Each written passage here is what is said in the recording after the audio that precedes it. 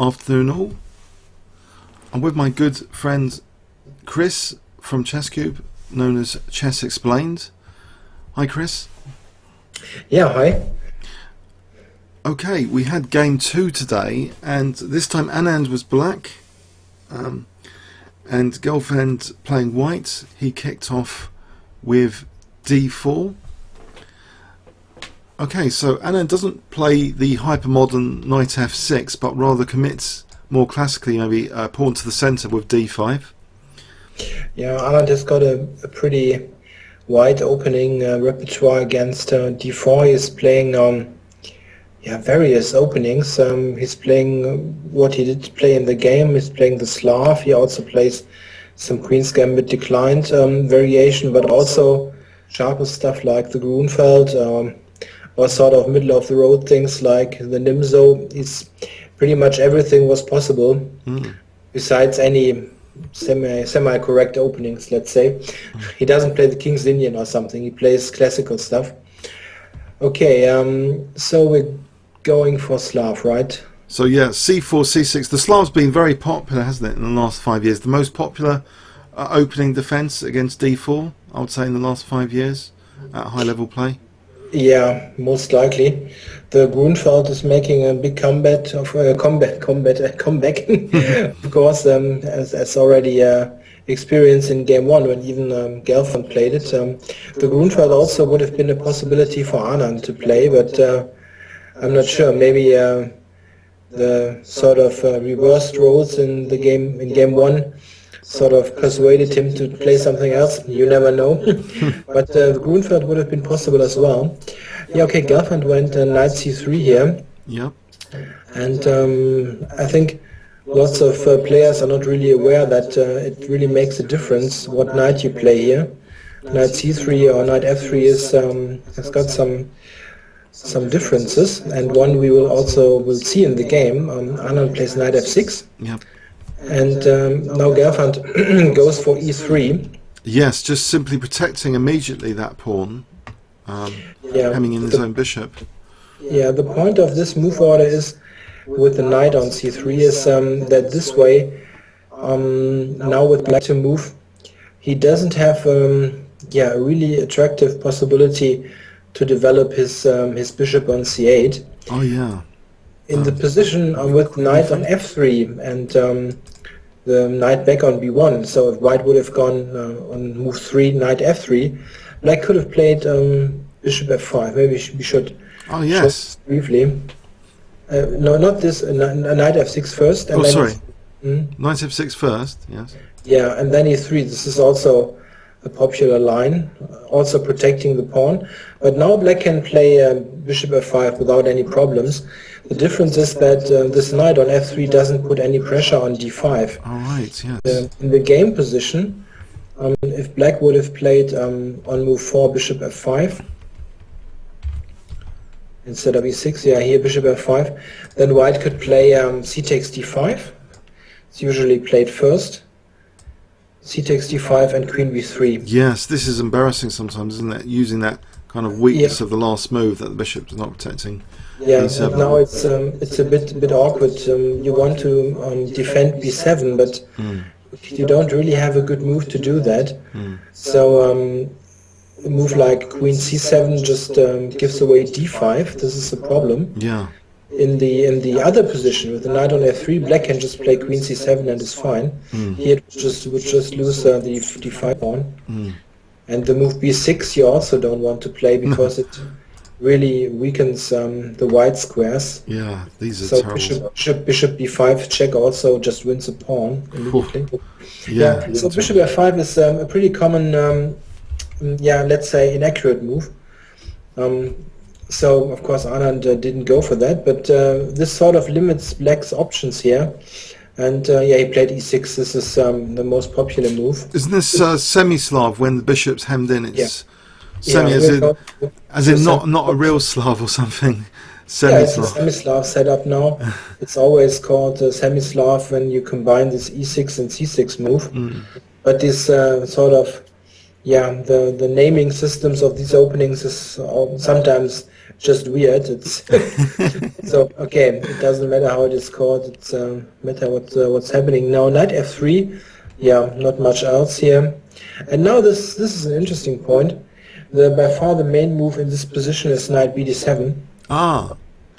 And this is also what Anand usually plays.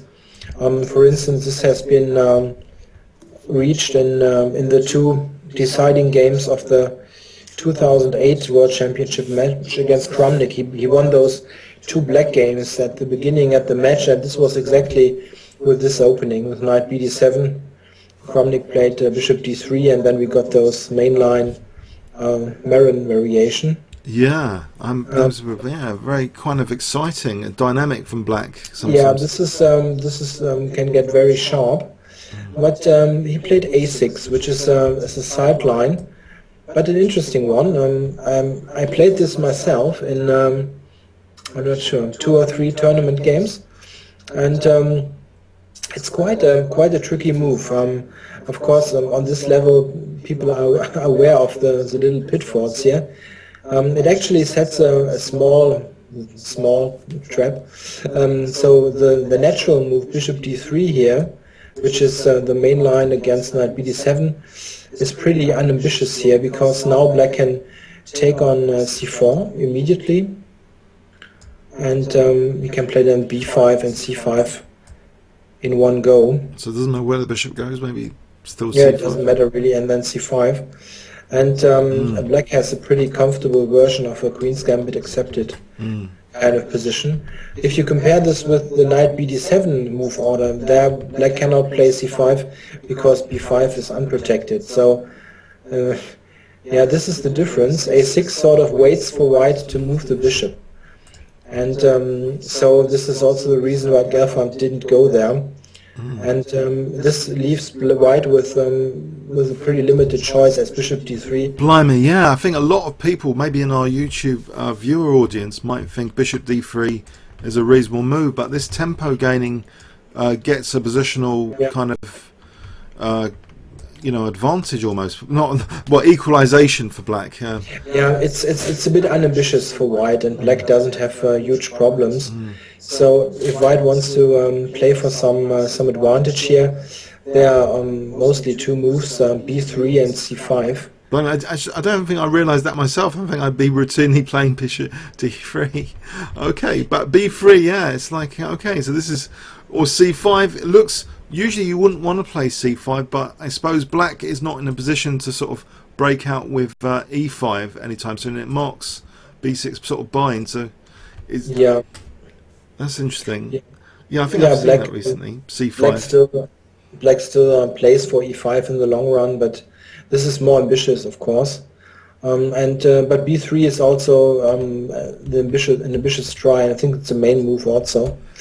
Yeah, now bishop b4. This is wants to make use of the weakened a5 e1 diagonal. Yes, and maybe come back for e5 later sometimes, but no, that might not be the case. It's just it's an annoying pin at the moment, and forcing maybe an awkward looking bishop move. Maybe the bishop wanted to be on b2, but this was the idea, because white cannot play bishop b2. It's just not working because of knight e4 and queen a5, and you just lose material. So white must play this bishop b2. So this is really a problem. All right, here rook c1. I guess there's. Is it queen takes a2 here? Because if rook a1 bishop c3, a2, and it's over. That would be pretty bad. Yeah, so that's a major problem. These are little subtleties which I don't think most people would be aware of. Yeah, so bishop d2, another exact move. Yeah, this is also the point why bishop b4 is a good move, because white must play bishop d2, and it really doesn't want to. White doesn't want this bishop there, because it just feels bad there. It leaves some holes on the queen side, and in general, once you play b3, you want your bishop on b2. Yeah. So but okay, what white did with b3 was strengthening the center and sort of make it more difficult for black to take on c4. So as everything has got its pros and cons here. Yeah.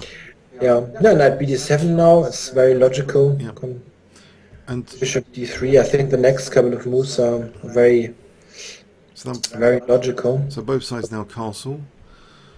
And now the bishop, well, there might be some cheapos if black's not careful with knight d5. Yeah. So this bishop actually gets out of the way of any cheapo now with bishop d6, and it's logically supporting e5 as well. Yeah. Maybe you can show briefly if he would have gone rook e8, for instance. It also looks pretty normal. Then white can take on d5. Yeah. Right, but actually maybe here knight takes d5, protecting the bishop. Then c takes d5, bishop d2, yeah, and then takes on c6. This is an important point. Ah, ouch! Bad for bad for black. Yes. Yeah, this is still a pawn down, and yeah, black needs to recapture on c6 now. And anyway, we'll lose a pawn. You can also play bishop a5, but it's a pawn down for nothing. Yeah. Yeah, so but it's a funny trick. You can easily miss it.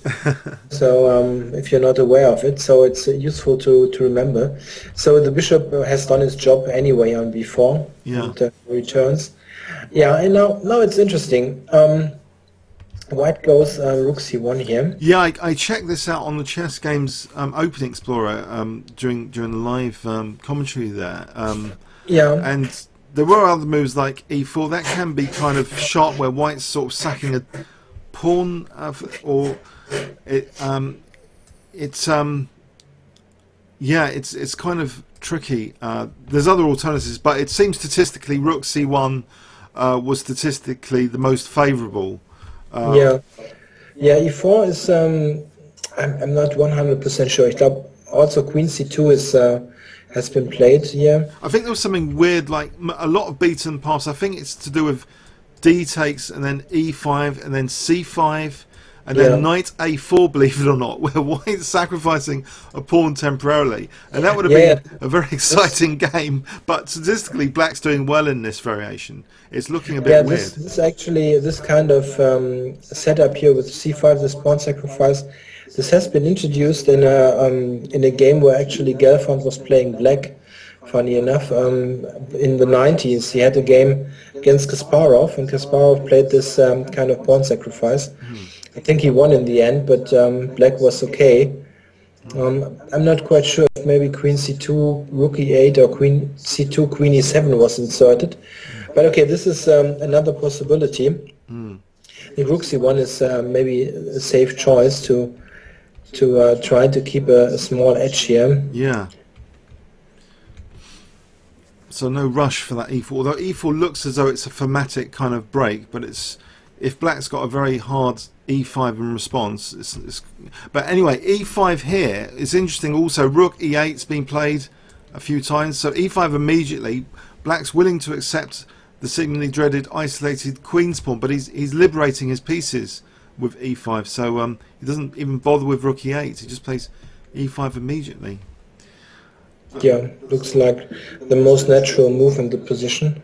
Okay, so now white is sort of justifying that rook on c1 now by taking on d5, so the rook could be useful for an infiltration later.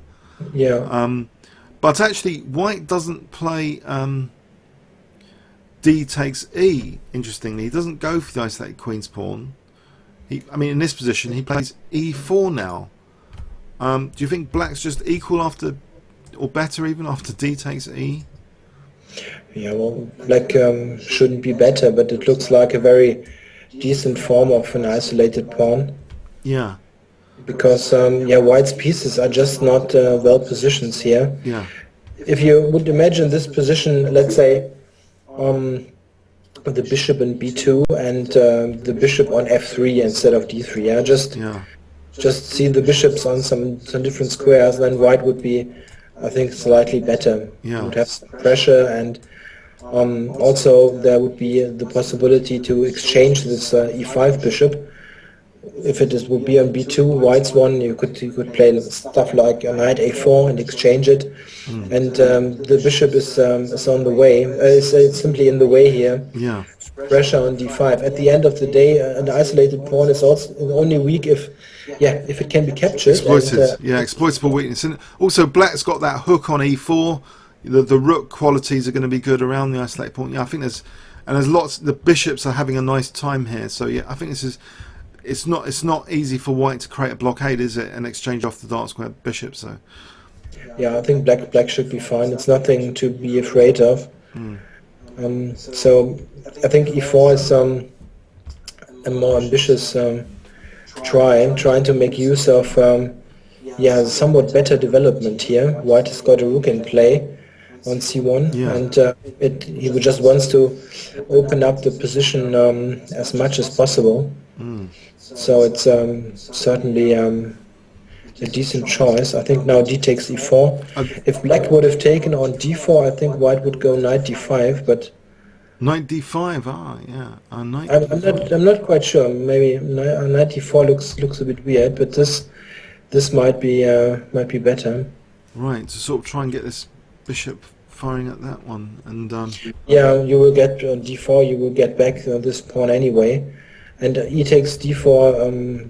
Knight d4. I think moves like knight c5. Oh, that looks hitting that bishop. Of course, the connection with d3 is inhibited by that bishop, so that would be quite. It looks nasty. That yeah. Yeah, it should be. Yeah, even better for black, huh? So he needs to take on d5 with the knight. It's pretty much forced, huh? But Anand took on e4. Yeah. I think this looks more natural also. Taking on e4, and now we've got knight e4 and the exchange there. Yeah. And knight f6, very natural. I think both players identified this position as one of the most critical now after knight f6. I think Gelfand might have spent about half an hour in this position. Yeah, I think now we've got yeah, it's a bit of a crossroads here. If you what you played was of course somewhat simplifying, but I also thought that white should have a slight edge, but Anand defended very nicely in the game. So bishop g5 is the main alternative. Yeah, so yeah, I think that's the crossroads. Yeah, you're talking about d takes versus bishop g5 as the major crossroads here. Yeah, and this yeah makes also a good impression, pinning the knight, threatening d takes e5 now. Yeah. I'm not quite sure what black should play here.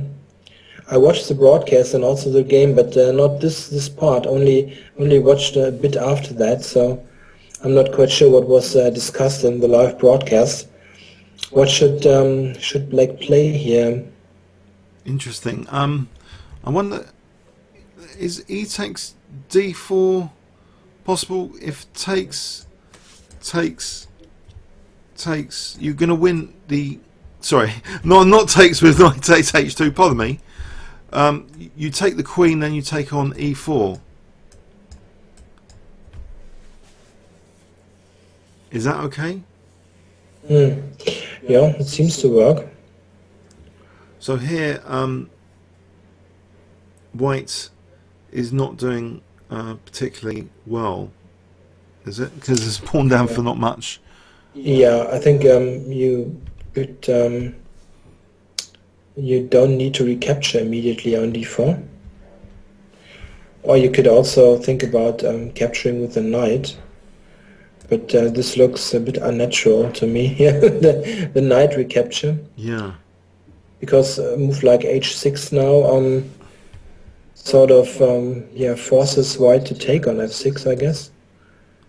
And if you need to do that, you're pretty much... well, first impression is black's just got the bishop pair, and but you got some pressure on b7. Yeah, black still should be fine. Yeah. The bishops are important. You're also threatening on h2 now. Or moves like queen h4, queen f4. Oh, right, yeah, blimey, yeah. So yeah, this h6 is very powerful, isn't it? So you're saying that if bishop h4, that black might actually play g5 here to win this. Yeah, just wins a piece. Yeah. Don't see any so this any drawback at the moment. He must have analysed all this and a lot more in that half an hour. Yeah, so I guess I guess white could consider after knight f6, bishop g5 takes to just play some other move. He's not forced to recapture, so white can bishop play something d1. else maybe. He would have to prove compensation for the pawn here. Yeah, a move like that could be an idea. Yes, he was playing a lot safer in his game continuation. This, I mean, interesting. Yeah, it's.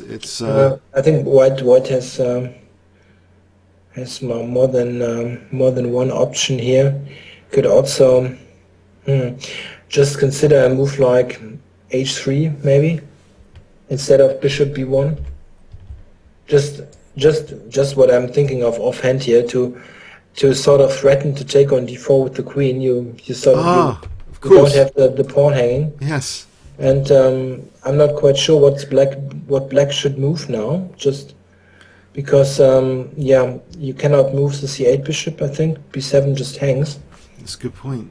And h6, yeah, but h6 should be fine most likely. You've got the same issue now. Yeah, h6 just is fine. Yeah. Yeah, but maybe queen d4. You can try to analyze this kind of position with the pressure on b7, but it should be okay. Yeah, I guess he saw much further and maybe some other ideas. But bishop g5 is of course the more complicated option. Yeah. But I can really understand the d takes e5 move that he played, because the position that we reach now, which is very much forced. Yeah, knight takes e4 is the only move. What Rishi played takes on d6, queen d6. It's very forcing. Bishop e3, and yeah, this kind of position really looks like you can torture black for some time, and you have absolutely zero losing possibilities. So this is also always desirable. Yeah, because the opposite colour bishops and the potential for, as what was played, this knight installment to d4. It seemed, you know, white could have kept that knight for a long time, but it didn't. It wasn't the case. Yeah, and also c7. Yeah, the c7 square as entry point for the rook is always an issue. And yeah, sort of in this concrete position. I think what Anand played made a very strong impression. First played bishop f5, which is yeah, sort of logical, getting this piece out. But the main point and the surprising point for me also was this sequence now: queen d6, knight d6, knight d4. And now your instant reaction would be like in a blitz game. Yeah, bishop g6. Yeah, would be to move the bishop, yeah. Because it seems to keep a bishop on a diagonal, which might be useful. But if you do that, this knight on d4, how are you going to get rid of it later? Because that knight's kind of, well, holding together black on the queen side, isn't it? That b7 pawn a little bit. Yeah, you also sort of intuitively want to move the bishop because, yeah, the bishop is better than a knight, so you move it away. So it's just a normal thing to do. But rook e8 was a very good choice, and because with this nice point bishop f4 looks like a very strong move now. Oh yes, yes. And black has. I wonder if our YouTube viewers can. If this was played bishop f4, why isn't this winning on the spot? So pop quiz here. If we give you 10 seconds, what does black play here? 10 seconds starting from now. Black could play rook e4. Only move. So he had to make sure of that. That bishop f4 wasn't destructive, and here black should be okay. So rook fe8. But the main strategic point is accepting this imbalance of bishop versus knight now. And is the bishop going to be stronger than the knight? That's the main risk for black. Yeah, and the nice thing is you always need to a little trick move like rook e8. Anand would have needed to see this far in advance. Yeah, so if he wouldn't have this move, it would be really difficult to defend this position. So It's a very unspectacular game, but I'm always quite impressed by those little things like rook e8, because this is a kind of position where you can easily get into trouble against good play by white, and if you do some slightly second-rate moves, you can easily get into huge trouble. I would have hated this position at black to have against, let's say, a good grandmaster, because you're certain to be tortured forever. Yeah, if bishop g6, there's permanent installments here. The dark square bishop, which hasn't got a counterpart, is supporting that d4 knight, which is going to be better than these two, isn't it? This d4 knight. So this is the torture position, which will be difficult, you think, for black to get out of. Yeah, it's just uncomfortable. Let's say rook c7 here. It's white move. So Sorry, rook c7. yeah, that's important. Yeah, Yeah, but yeah, maybe you can play rook c8, but then you need to consider rook d7. You've got rook d8. Right. Maybe rook c7 was a bit premature. Not quite sure. Maybe this was too quick. I think rook c7 is maybe something just like f3 to rule out e4, and then maybe even the king can come here. Maybe. Yeah, it's possible. f3. You need to consider knight f5, of course, but you don't want to exchange the knight really. But still, white would enter on c7. Yeah, this infiltration is scary. Even though it's opposite coloured bishops, that might make it worse in a lot of cases sometimes. Yeah, white has got some slight things that add up here. The 7th rank, he's got the king into play quicker with king f2, king e3 in the long run. So it's still a bit unpleasant. So maybe it's possible to hold this, but it's not the kind of position you really want. So I think with some exact moves, he sort of neutralized everything here. Yeah, that's genius then. That rook e8 is actually silent genius to play rook fe8 here, just to avoid torture. Yeah. Yeah, and what's also nicely done here. So Gelfand here took on f5, deciding to want the bishop against knight. Advantage, slight. Static advantage here, bishop c5, and yeah, now bishop c, and I think Anand said for a moment he was worried, but then he realised there was no way that white could use the advantage of the bishop, and he couldn't see any way at all of white using the advantage of bishop. Yeah. And now I think it's a matter of a couple of exact moves, and then it's really nothing. h5 is nice to get g4 out of the position. It wasn't an immediate threat, but it's always nice to anchor your knight there. There was one question I have for you actually. Well, Natalia Poganino was a commentator on Chess Games Comm and mentioned in one of the side notes h3, and I thought black could play h4 here. Isn't that possible?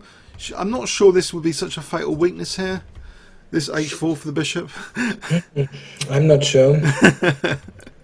Yeah, really, this is difficult. It's not something you can, or at least I can tell offhand if this is a good idea or not. I would be cautious with this. Yeah, it's creating targets you don't want to create against for the bishop later, but yeah. But it looks hard to exploit. If you think how should white attack this? Yeah, maybe it's an idea. I wouldn't play h3 though. It doesn't make so much sense to me. But just trying to evict this knight. If white wanted to evict the knight, but white doesn't really want to create weaknesses himself. So yeah, I think it's all fairly logical now. Rook ft1. Sort of threatening on d7, but okay, it's still a weak back rank, so rook c8. So now if the rook dared to enter, of course there's something like b6 now would be well, I think this would just, it looks to be losing tactically. Well, actually the back row, rook c5 immediately, back row, mate, pardon me, rook takes c5. Yeah, it's very, it can get bad quickly. So yeah, Yeah, that's sufficient. so King F1 is Supporting E1 to make sure no yeah, cheapos. prevents rook E2, stuff like this. And now F6, it's a very nice patching up move, taking some squares, and yeah, I was surprised about the next black move, but okay, bishop b4. Actually, White cannot do much here, so Nigel Short had a commentator next to him suggesting, I think, rook d5 here. That was an interesting suggestion. Even though it's going into this pin, it's just trying to attack that. I don't know if it's worth us mentioning rook d5. What black would have done here? Maybe just is g6 enough? Because then b6 is friend. This is awkward, isn't it? This is g6 possible? I'm not. Yeah, it's but it looks a bit weird to me from White's point of view, this move, but okay, it's attacking the knight, but you're sort of in a sort of half pin here on the c4. So knight e7, wouldn't that actually be exploited? Because you don't want to run into to this, do you? Yeah, rook d7, I guess. Oh, rook d7. Yeah. Right. So yeah, maybe there's a strong move here. It's not threatening so much, rook d7, but it's still a pin on the c file.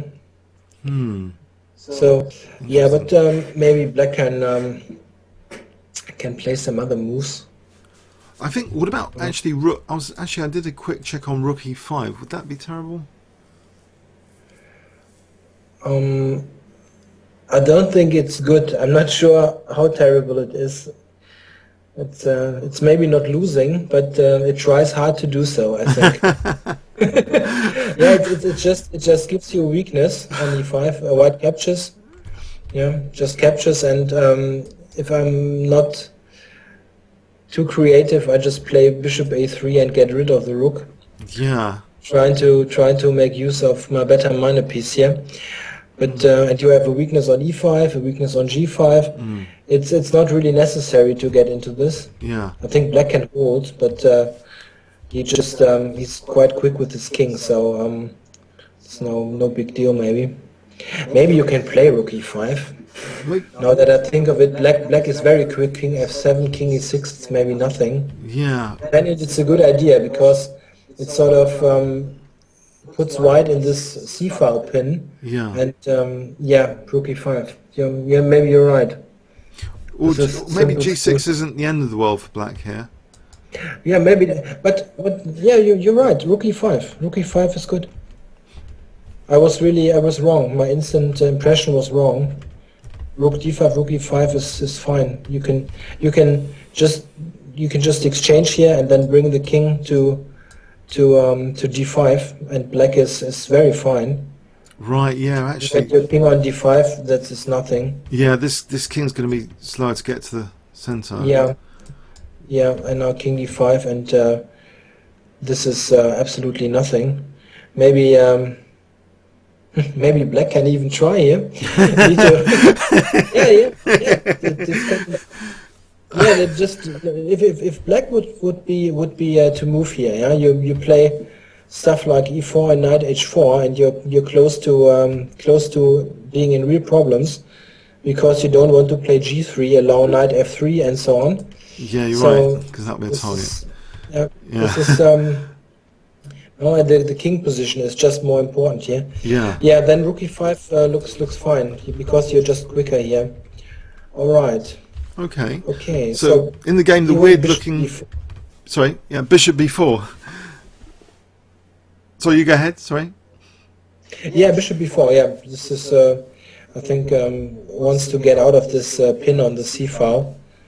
And now the slightly odd-looking move, king h7. This was really a bit strange, but it looks sort of unnatural to move the king to the side. But I think he just wants to go to g6 and protect the knight in case it gets attacked. Right. Yeah. So, yeah, once the knight's protected and reinforced, then no, yeah, white doesn't seem to have too much here. The advantage of the bishop, yeah, as Anand says, doesn't look like it means much. against the knight. Yeah, it's a very nice knight position there, taking away some important squares also for the bishop, and it cannot easily be expelled there on f5. So rook c5 was played with the draw offer. Yeah. Yeah, it's yeah, of course it's not the most inspiring game, but it can happen. It's maybe a point of the point is maybe move 15 where White had the opportunity to play bishop g5. We can I'm not sure, we didn't see anything great now in our brief analysis, but maybe this is the way forward. Actually, just quickly, okay, in this final position, so what would happen? Okay, if takes, what does black? Would black have taken here on c5? I assume.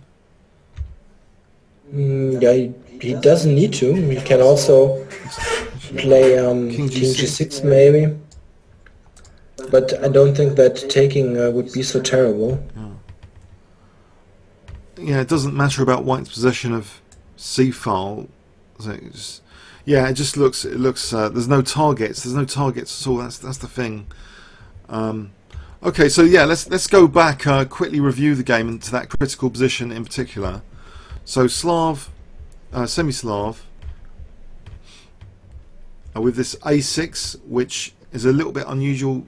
You mentioned for Anand, considering his Kramnik match, where he played knight d7. Of course, that would have been prepared for, wouldn't it? Knight bd7. Yeah, yeah. So it's I think it's a pretty good idea to sort of stay in your usual kind of position types, but to vary a little bit. So this kind of line like a6 is quite useful, I think. So yeah, so rook c1, and then now we've got the simplification in the center. So cd, e4, and now here, after knight f6, the critical position, where we explored a little bit in our analysis, bishop g5. Yeah. Yeah, maybe something around there to improve, but it's not much. I think